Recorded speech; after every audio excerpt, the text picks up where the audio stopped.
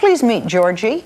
She looks like a normal, healthy girl, but for 11 years, Georgie was anything but normal, as we use the word. She didn't utter a sound until she was 4, and she spent an entire year communicating by imitating animal sounds. Georgie shunned contact with humans, and when her own mother would try to hug her, she'd pull away. The story of Georgie's terrifying childhood and her remarkable recovery, next.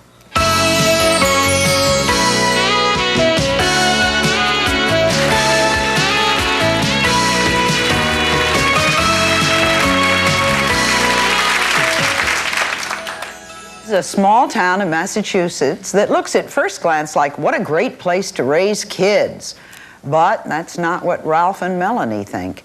They say they blame the pollution in the town where Ralph grew up for the fact that their 5-year-old son, Christopher, hasn't spoken a word since the day he was born, and he still isn't toilet trained. Larry and Laurie agree with Ralph. Their 6-year-old son, Josh, didn't cry for the first 7 months of his life and spent hours by himself just staring into space. It's quite a mystery to them, a mystery that's beginning to unfold as more and more families from their neighborhood are having children with some of these same kinds of problems, problems that have been identified as developmental disability called autism. Ralph, we're going to start with you. When did you and Melanie first notice there was something different about Christopher? Well, Sally, you know, Christopher was a very, very planned child. We have 2 older children, and when the 2 older kids were 6 and 7, we decided that it would be a great experience for them to have a younger sibling and go through the pregnancy with the parents and you know, see how an infant develops. But where we had 2 children that were very normal, all along the way we got some hints that Christopher was not developing the same way. Yeah, we had hints, but at the same time, we kind of denied the hints.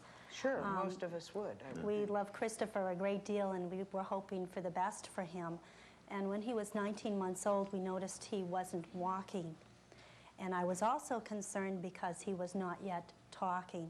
So I went to my pediatrician, and he told me that basically he thought Christopher was very, very spoiled. Spoiled? He saw that we had 2 older children that obviously loved and cared for him a great deal, and he just basically was trying to reassure us and tell us there was nothing wrong with Christopher.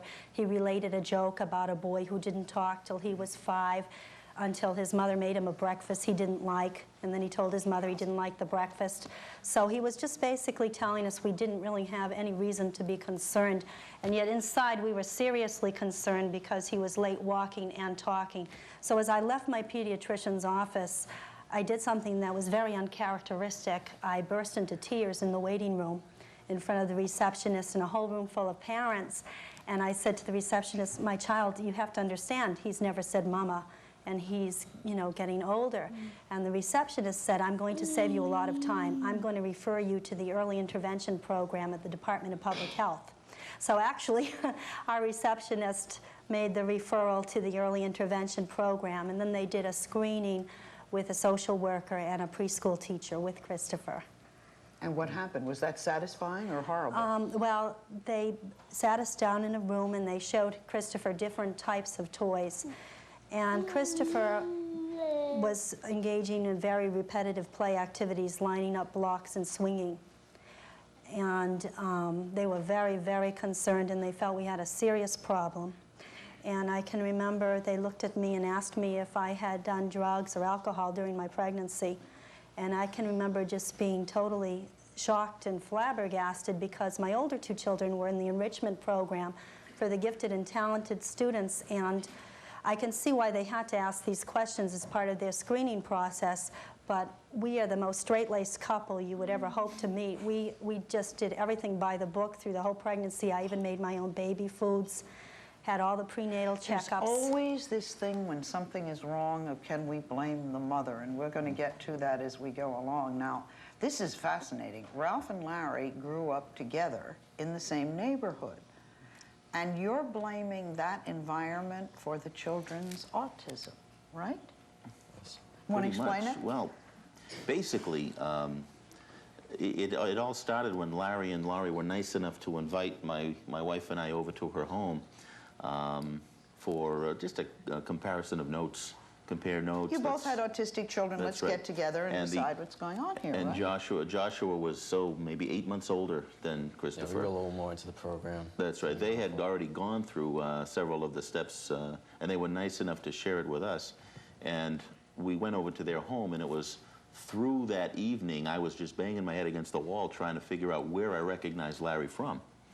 And I don't believe, Larry, you remembered me that evening, but it was... You've changed a little bit, Ralph. Yeah, a little bit.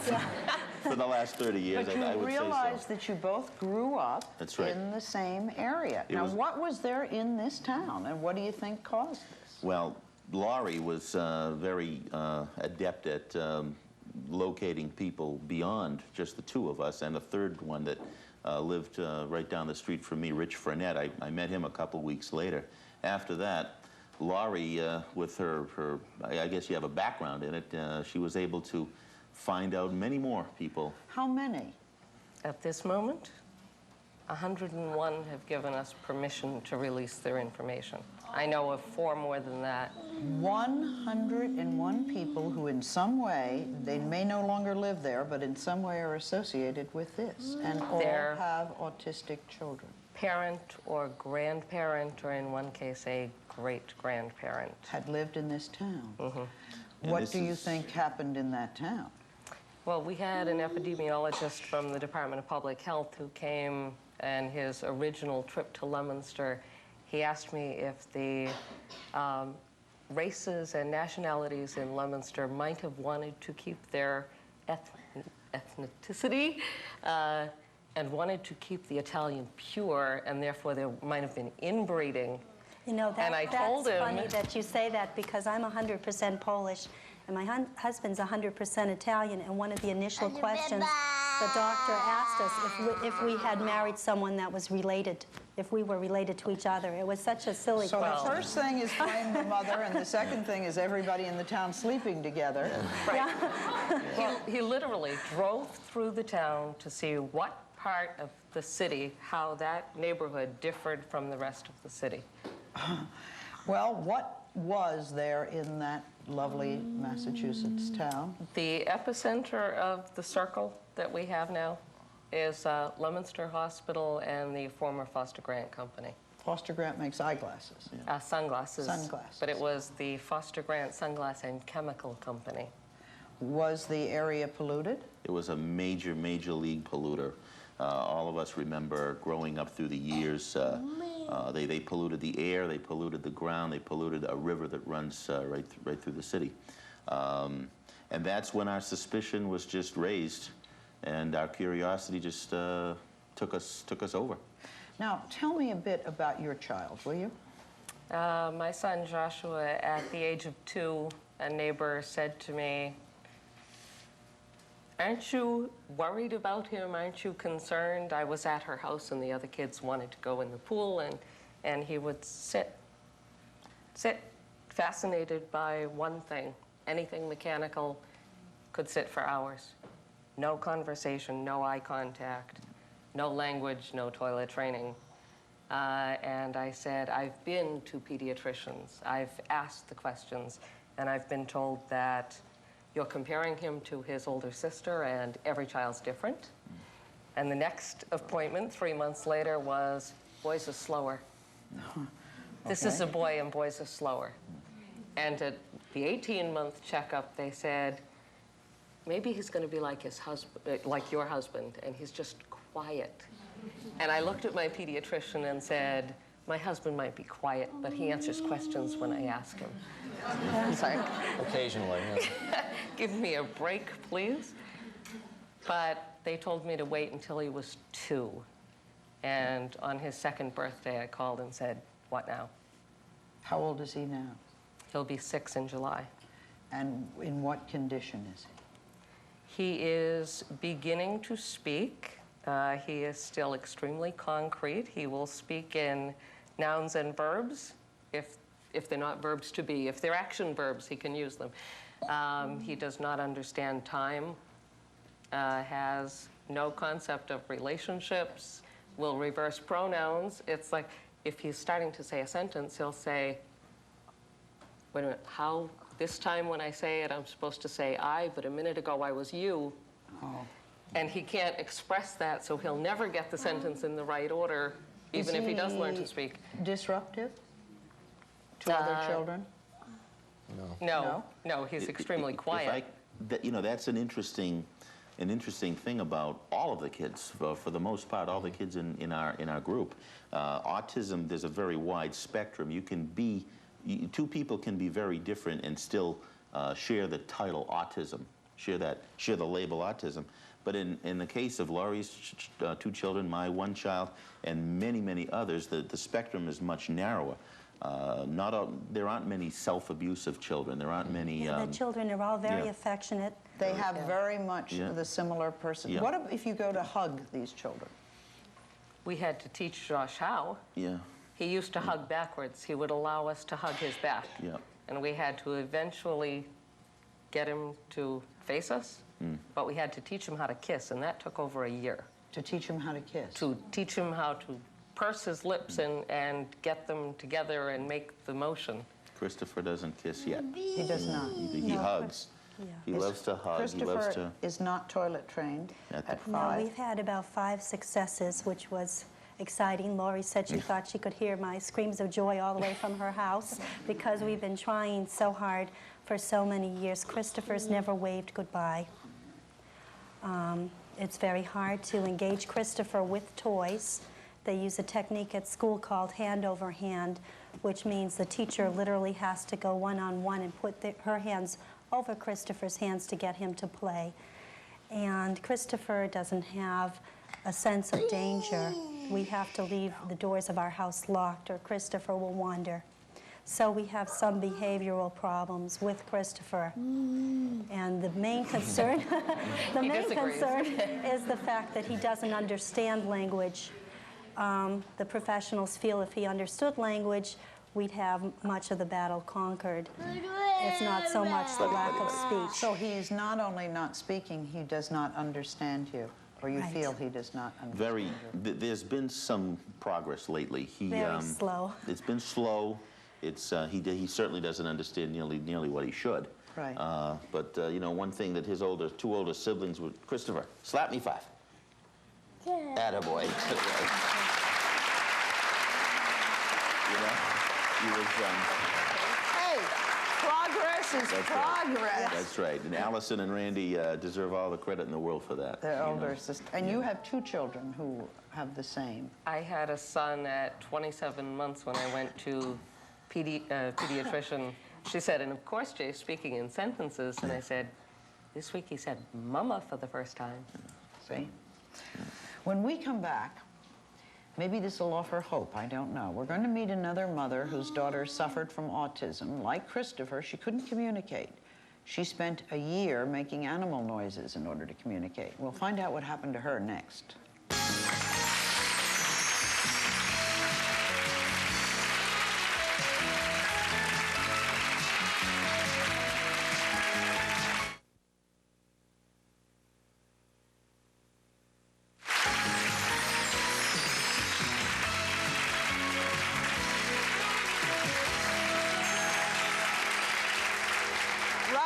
Said there was a wide range of autism. Now meet Annabelle. Like Melanie and Laurie, Annabelle was a worried mother when her daughter Georgie was growing up because Georgie didn't like animals or people as a child, even pulled away when her own mother tried to hug her. But Georgie somehow managed amazingly to turn her life around. Georgie, you said you grew up believing you were crazy. What does that mean? What's that feel like? Well, it was very confusing. I didn't really know what was wrong with me. I didn't find out that I was autistic until I was 10. And I thought everybody heard the same way I did. Heard the same way you did? I thought they heard noises the same way that I did, but that they were handling it better than I was. And I really did think that something was wrong with me. I thought I might have been crazy. I wasn't sure what was wrong with me, but I concluded that maybe I was just crazy, since all of these noises drove me mad, and they bothered me. Give me an example of noises that would drive you mad. What would drive you mad? The sound of the wind, people's voices, pipes, the ocean. I could not go within 100 feet of the ocean because it was so loud. It sounded like a tidal wave. I remember my parents used to take me to the beach on the weekends, and we always had to sit by the pool area just to stay away from the ocean, because the pool area was really far. It was like at least 300 feet away from the ocean, so we'd sit by the pool where it was quiet, and I just wouldn't go near it. And I was terrified of pipes, and people's voices would grate on me so much that I felt like I had to get away from large crowds, or even if there were a couple of people in the room talking, if their voices were too loud, I would have to leave. You had bionic type hearing. On certain frequencies, but it was, we couldn't make any sense out of it because some loud noises didn't bother her. I mean, Some did not, no, and some I mean, to did. this day, Georgie can take a balloon and handle it, you know? Sounds like fingernails on a blackboard to doesn't me. I bother can't me at stand all. it, but it doesn't bother her. Now, And yet a balloon popping scares me half to death. But rubbing a balloon, most people really can't stand that fascinating. noise. And it As doesn't her really bother me. mother, and I hope you don't mind me saying, life has not been, you and I have a lot in common. Life has not been easy for us, No, has it? no. Tell me, you lost a child. Right. My oldest daughter died of leukemia when she was 8 in 1971 after having been sick for 3 years and 3 months. And Georgie was 6 when her sister died. And Georgie at that time had no reaction, but it turns out that all the feelings were there, and they came out when she read the first draft of my book, Sound of a Miracle, which the first half of which is all her older sister's story. And then she cried, what was it, cried for a week? Oh, I couldn't. Well, I was, you know, I had to read it several times, you know, The Sound of a Miracle, because I was, you know, helping my mom edit it, you know, like I had editorial control Wait, over we're the missing content. something here. Your husband left you, correct? Yes. So you are a My single? first husband. Yes. Second husband hasn't left yet. Right, you're second. He's over there. Second, but you're a single mother raising a child. What did you know what was happening to her? What did you know? What did you understand? Well, this was in the 60s, and Bruno Bettelheim's book, The Empty Fortress, was published when Georgie was 2. And Bruno Bettelheim was the leading authority on the subject of autism in the late 60s, and he said that her autism was my fault. And How was it your fault? he said that I had been an inadequate parent, that I had misread signals, that I had neglected her and overprotected her, and that I had literally caused her to shut down. Now, I didn't see him personally, but other people were affected by what he taught, and in fact learned it in graduate school. And the psychiatrist who gave me the second diagnosis for Georgie, written up in my book as the infamous Dr. Small, with his name changed, told me that Georgie was autistic and retarded, and that it was because I had avoided contact with her. And I was very upset by all this. I couldn't really buy into it completely, although I tend to be guilty by nature. Yeah. I'm good at it. But on my good days, I really felt that, you know, come on. You know, I loved my daughter. What was it like taking care of Georgie? What was life like? Well, Georgie was very easy in some ways. I mean, she was too good. She wasn't a self-abusive autistic child, but she had a lot of bizarre behaviors, which she really doesn't like me to talk about very much, although I discuss them in the book. And she was a typical severely autistic child. She had no eye contact. She had no speech. She had no interest in human beings, it appeared. What has changed? Everything. How? How and what? Well, all right, maybe I'm jumping the gun here, but I wanted to talk more about some of the stuff I did when I was little. What did you do? I was very quiet and introverted, and I was really fascinated with plants and, you know, insects, anything that was quiet that didn't make any noise. I was interested in. I used to play with these wooden spools, and my mom says, and of course I remember this and have very vivid memories of playing with wooden spools, playing with Tinker Toys by the hour, and just playing with a lot of inanimate objects, only because they did not scare me in any way. I remember not being able to go near dogs. Even to this day, I have trouble with dogs because they bark, they're noisy, and they usually smell. So I tend to avoid dogs even now.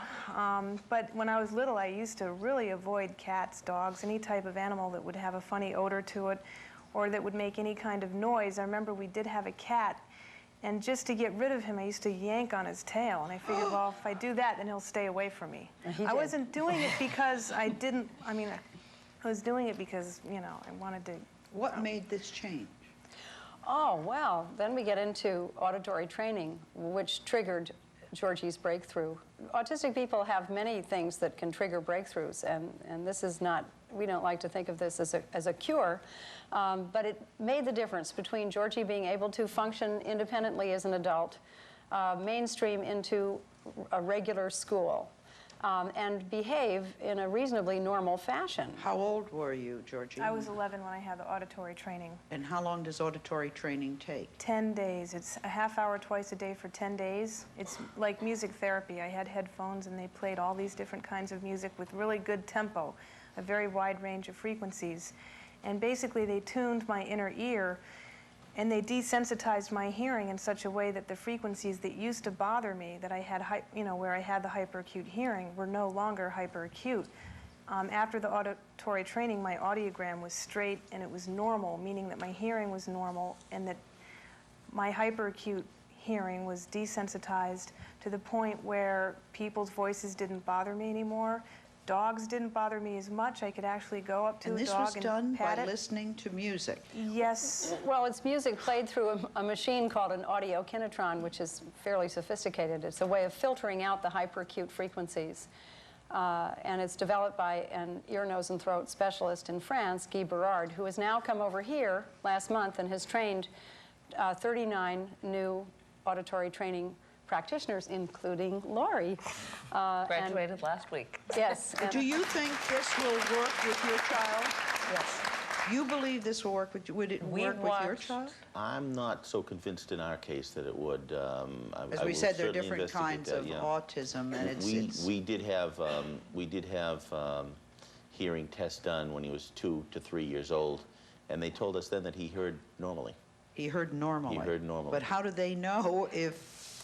Well, we had to go through an elaborate exam. We took him to the Eye and Ear Institute in Boston, and they put him out and put headphones on and made sounds while he was asleep and measured his brain waves in the process.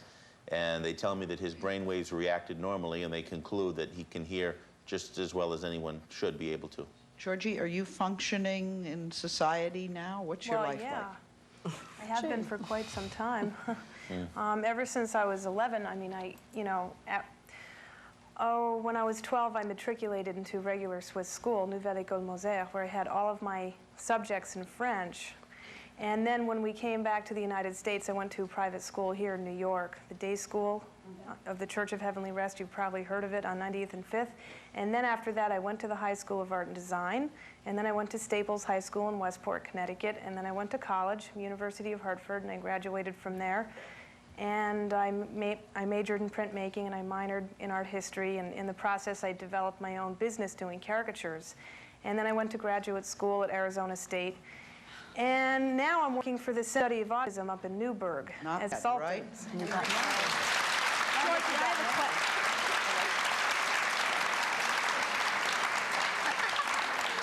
I have a question for Georgie and her mother. Do you find that children and adults who are verbal autistics do better with the auditory training versus children who are nonverbal during that training? At this point, I don't really like to say. We have a little motto, progress, not perfection, at the Georgiana Foundation. There are nonverbal children who have improved considerably, and some have gotten speech as a result. Then there are high-functioning autistic people who have been able to mainstream as a result of auditory training. Lower functioning who have moved up a notch. Many autistic children are now moving into the learning disabled category in special ed in schools. Many learning disabled children treated with auditory training are moving into the mainstream as a result. It's important for you to have brought this up, by the way, so that we would understand it. Georgie, you have a photographic memory? Yeah, well, somewhat, yes. I know, I understand, because I have one too, and I'm always being asked, prove it or try it, or what does it mean, and so I let you off the hook I on can that prove it one. in several ways. Do a lot of autistic people have photographic memories? Yes, they do. Can you demonstrate it for us? Sure. I've always been a cartographer interested in geography. And I can draw a map of the world if you want me to. What about Africa? Okay, I'll do that. Okay.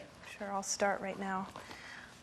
I find that most of the children in my network and the people who have called and written to me after reading my book, so they say that their child sounds like Georgie. You know, they say, you've written about my child when they call me, and I've put them all into a network, and I try to link them up together. And just about almost all of the children in this category of autism have photographic memories, and it's a formidable asset that can be mined if the liabilities It's always can been a liability for me. I remember all these things I don't want to remember. Oh, well, yeah. Yes, Fred. I was going to, you know, as far as the photographic memory goes, one time my son Christopher, we went to the beach with him, and for one reason he became fixated on this one woman that was just trying to get a suntan. He wanted to annoy her and dedicate his life to annoying this woman. And we decided, look, let's just move to the other side of the beach. And this is in New Hampshire. It was a good mile. We must have walked a quarter of a mile away. You know, dodging blankets and chairs and everything, and a lot of people were there. Christopher, once we got there, he was angry about leaving, but he wanted to go find his way back. And he just took off, started running, and I ran after him, and lo and behold, he found his way back to the very lady that he was annoying. And that lady had a bad day. See, I told you. Told you it wasn't always positive. Yeah, yeah. We're going to let you. How are we doing on the drawing? Do you need some more time? Well, here's the beginning.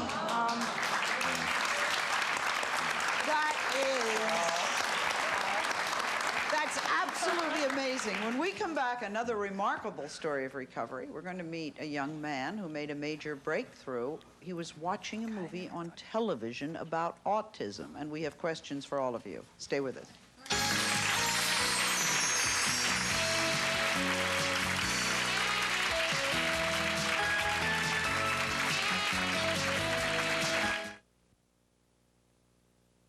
Barbara's face was severely burned. Michelle survived a brutal stabbing that scarred her body. But a miracle makeup artist helps them say, I can face the world. Next sound. Ron, you can hear, but only sometimes.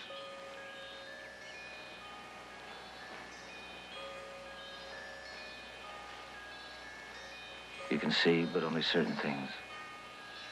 Nothing else.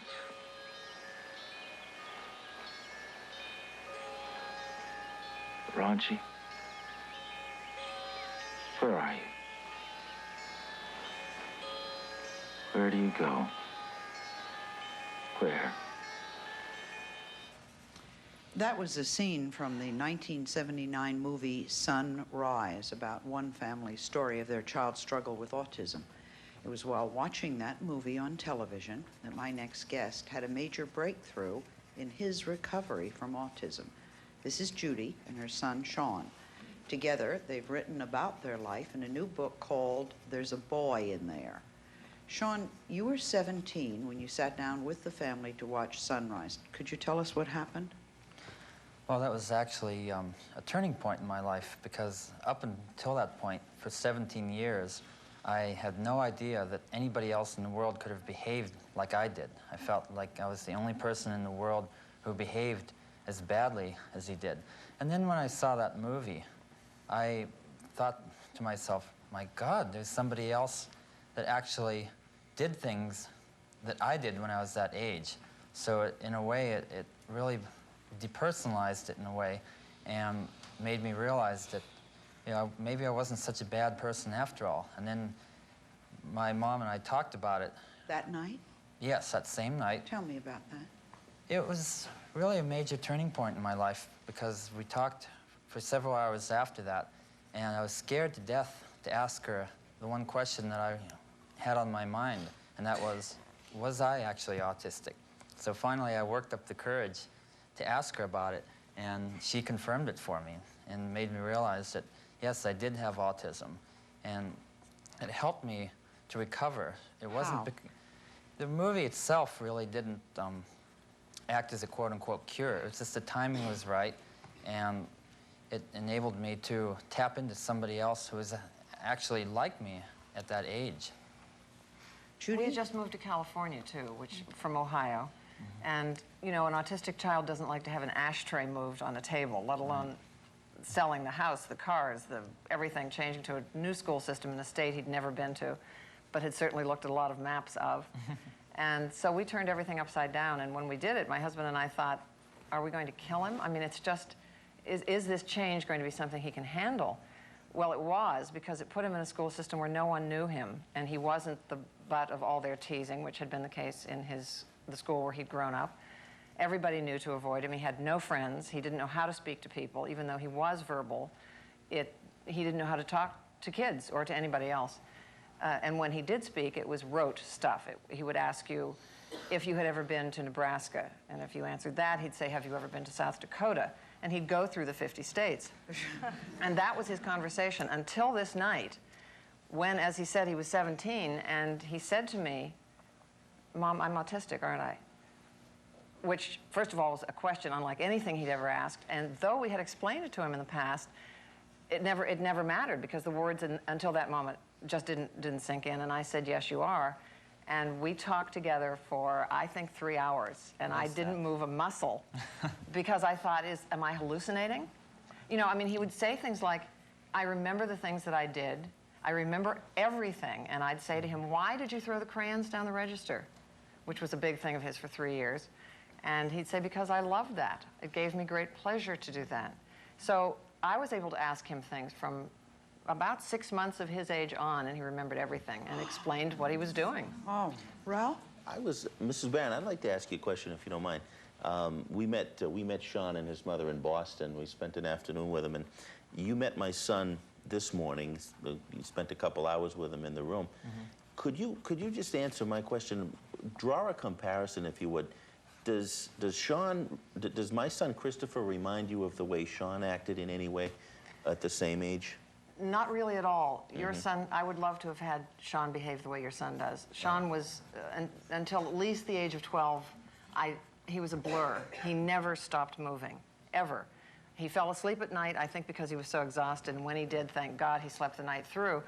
But he was just a hotbed of activity. He was spinning things, twirling things, knocking anything that was on a table off the table. He said repetitive things, as I indicated. He just never stopped moving, and he never walked. He always ran, and I could just never quite get him. So, no, there was no quietness to him. Yeah. Is there any way in which Georgie and Sean can tell Ralph what's going on in their child's mind? It's such a unique opportunity. Well, I think we can only speak for each of us, and I think you know, Sean, exactly what was his feeling. Is it possible for you to know what's going on in Christopher's mind, or am I asking for some kind of miracle? Well, I wanted to emphasize that that's one of the frustrating things about autism, is that there's no one particular cure, and I don't even like that word, but there's no particular thing that'll work for every child, because, like in the case of the movie Sunrise, the mother actually entered the child's world with him as a way of trying to draw him out. And if my parents had done that with me, it probably would have caused me to draw inward more. They kept interrupting me, which is pretty much the opposite of what was portrayed in the movie Sunrise. Why are you nodding? I know exactly how he feels. Before I had auditory training, whenever people tried to get me to come out of my shell, they'd come up to me and try to socialize with me and make conversation, but I always hated that because it would interrupt my train of thought. They'd get too close, they invaded my space, and it was just too intense. I felt like I was being overstimulated with the sound of their voice, the way they smelled, and the last thing I wanted was for somebody to try and reach out to me. I mean, my whole life revolved around trying to get away from anything that was noisy, and I think auditory training, obviously that was what really made the difference in my life, because most of my problem was with my hearing. Now, we have all of the countries named, which is a pretty phenomenal feat since Africa is not. Yeah.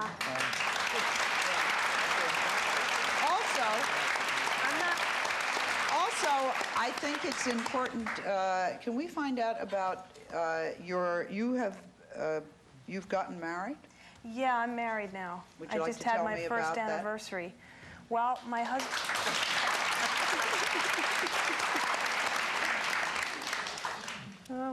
Okay.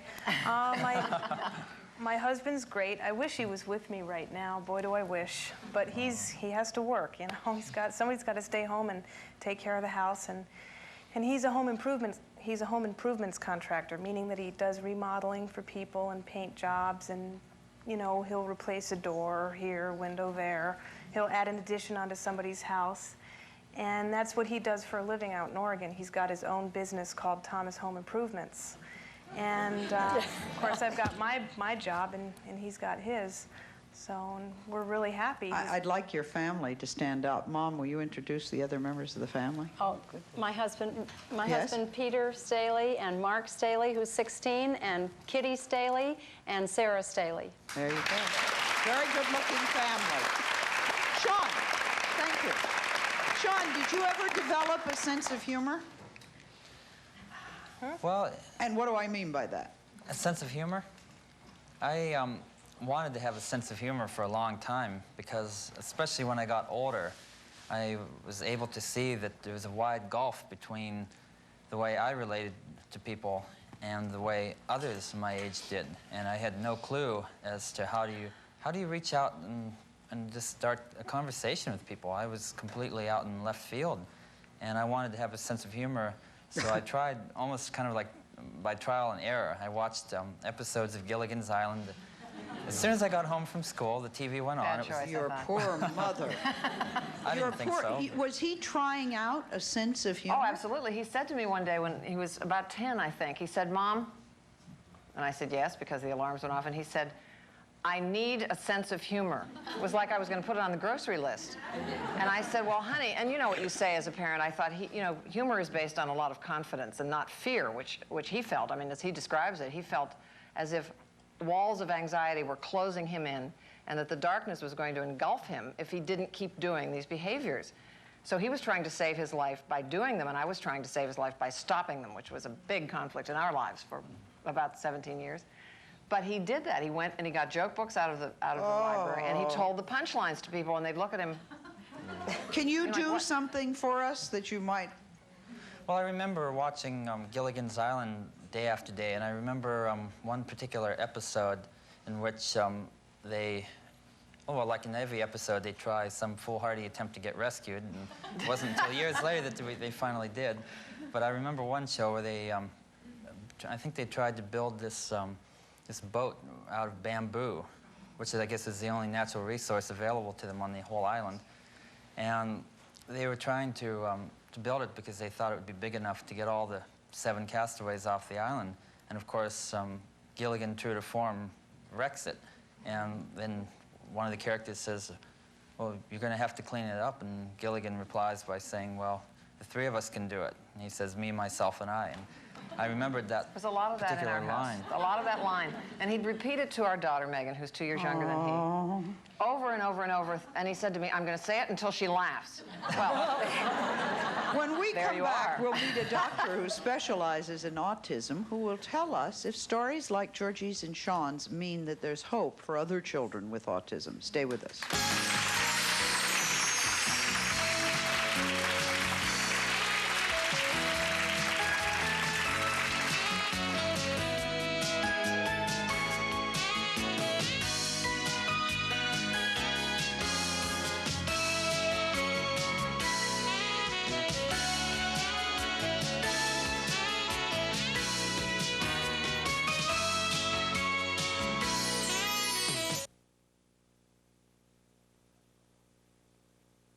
Accommodations for guests of the Sally Jessy Raphael Show were provided by the new luxury Ramada Renaissance Times Square Hotel at 48th Street and 7th Avenue, New York City. Joining us now is Dr. Paul Hardy, and he is a neuropsychiatrist who was specializing in treating autism for the last 14 years. Some of the things we've learned from the doctor is that it appears usually, autism, during the first 3 years of life and is usually lifelong. Is that correct? Historically, we've thought it's lifelong, but we're now beginning to realize that people can recover from autism. It's very exciting. It's 4 times more common in boys than in girls? And there are 16 or so features of autism? That's right. And the child ends up retarded in 3/4 of the cases. That's has been the case historically. Now, you are Christopher's doctor. Do stories like Sean's and Georgie's mean that there's hope that Christopher could recover from autism? Absolutely. And when I started in this field 14 years ago, it was a bleak, bleak field, a bleak, bleak diagnosis. And there's been so much information that's been gathered just within the last 5 years in the stories that we've heard here this morning, in the work of Temple Grandin, and with facilitated communication now. There is remarkable progress being made not only in autistic children, but in adults. And people in their 20s and 30s are coming out of their autism. But we have to say that what worked for them and for them may not work for everyone. That's right. And that's extreme. We don't want to mislead anyone. Right. It's That's just, right. I'm insistent on good news. Autism is a syndrome. It has a variety of causes. That's been well accepted. The corollary of that is it also has going to have a variety of treatments. Take a break. We'll be right back.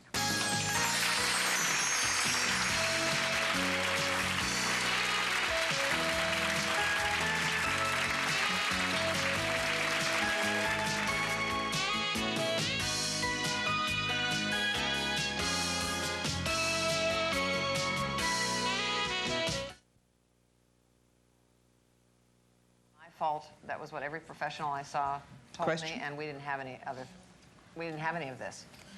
How did you recover? Was it anything to do with auditory training, or just watching the movie, or what? Well, it was kind of a combination of events. It was I interrupted everything he did for years, and then he... You wouldn't let him do it the wrong way. I have a question for the doctor. I have a nephew that's 2 years old, and he doesn't say mommy or daddy or anything.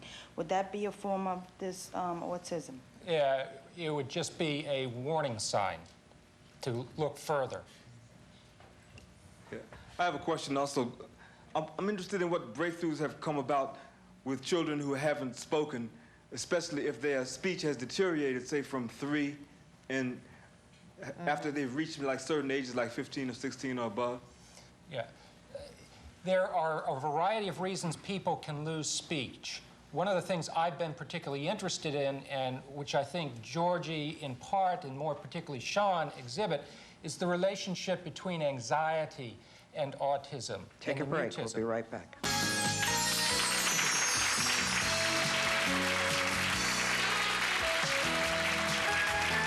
Families and your own grandchildren being involved in... What is question? What Ralph and... What we have seen so far, it has pointed to air pollution.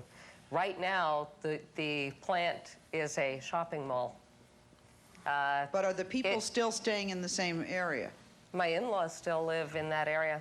Laurie, this is another question for you. Since you rounded up all these people, what is being done? Is more research being done to determine what can be done to help these children? Dr. Roland Cirinello visited Leominster yesterday from Stanford University.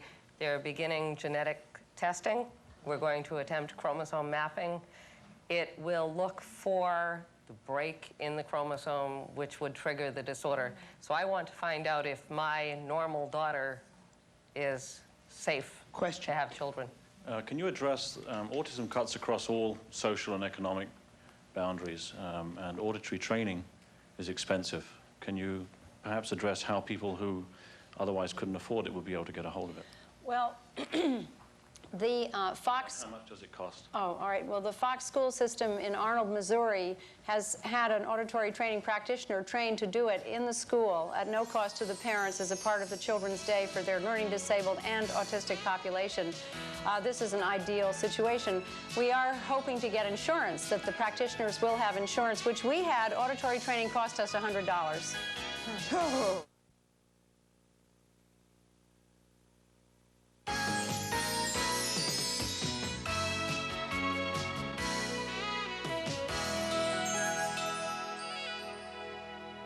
I want to thank my guests today. Judy and Sean Barron are the co-authors of a book called There's a Boy in Here, and Annabelle Staley is the author of The Sound of a Miracle, soon to be, I'm holding it backwards, soon to be out in paperback.